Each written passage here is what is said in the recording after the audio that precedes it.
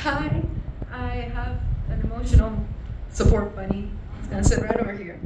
So I'm very interested in psychology, and my muse for my writings is somebody I deem kind of like my patient. I analyze him, I dissect his grief, his emotions. But the funny thing is, he's no different than I am. His soul and I were intertwined. I remember father, but his cigar and I were more sincere with each other. I loved my father, but when he wasn't in sight, I tried to read him in Braille. It was never enough. I tried.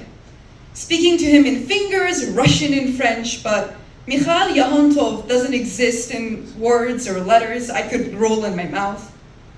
He praised in absence, appreciated with ruthlessness he'd spout, a writer illiterate in love, his paternity a full, unreachable glass in a drought, died the way he lived, ruling with an iron fist, with his fingers curled beneath the white shroud, his writings and ideals pressed under the soil's weight. Not only he died, but a legacy also died that day. His name turned to a word Mom muttered like a curse. I knew my father, but I knew more that I never wanted to be like him. In farewells, it is usually said, "Sleep quietly, dear comrade." Mikhail wasn't one who sleeps, but one who fights. May your dreams of a better future come to fruition. Your activism and generosity will never be forgotten. Fly high, Mikhail, fly high. In the balcony where father would smoke sitting, sometimes standing, a box with few sticks next to it sat longingly for his return. Next to it, a mountain of heaping cigarette corpses left untouched.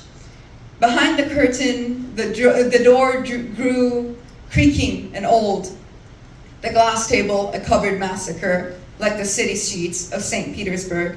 Pack your bags, Victor. We have 2 more days before leaving. But what about? Forget about it. Forget about everything. If we don't flee, we'll both end up dead. Dead. You hear me? Our already small house confined to 2 suitcases. Other than clothes, I fit 2 things in my bag too. Beckett's Endgame and a friend's gifted notebook. Sketches and all. I kept it thinking I would see him again after our temporary stay. We'd meet again where we usually did. By the street corner, as Dad would say, close to the corrupted cathedral. I later learned it wasn't temporary when the guards stopped greeting with Privyet.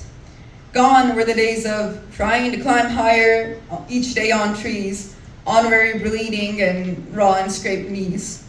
I'm sorry for your dad, Victor. It's fine. My babushka said you're leaving. Are you? Really? I guess what Mom says goes. I'm sure we'll be back though. Do you know where you're going at least? I shrugged. There wasn't a world beyond the borders of our house for me.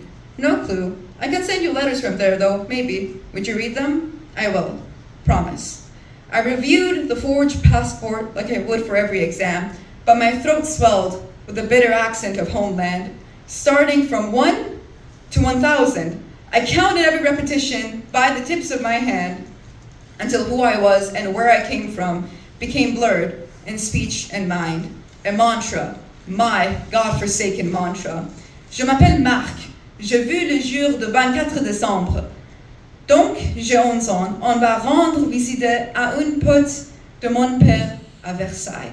Thank you so much.